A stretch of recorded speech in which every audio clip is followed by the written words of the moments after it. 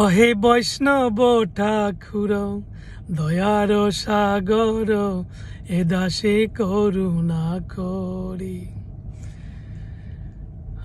আমরা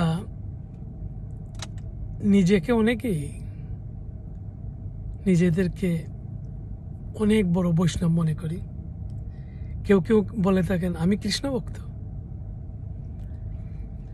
কিন্তু শাস্ত্র কিন্তু তা বলছে না।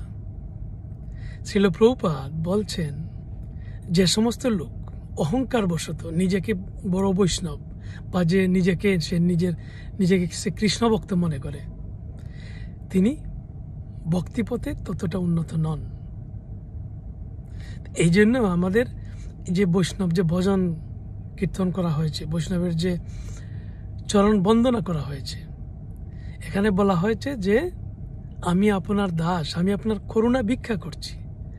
তো আমাদের ইচ্ছা থাকবে, আমাদের প্রার্থনা থাকবে বৈষ্ণব চরণে যে হে প্রভু, আমাকে কৃপা করুন যেন আপনার চরণদুলি মাথায় মস্তকে ধারণ করে আমাকে আপনি বৈষ্ণব হওয়ার কৃপা প্রদান করুন।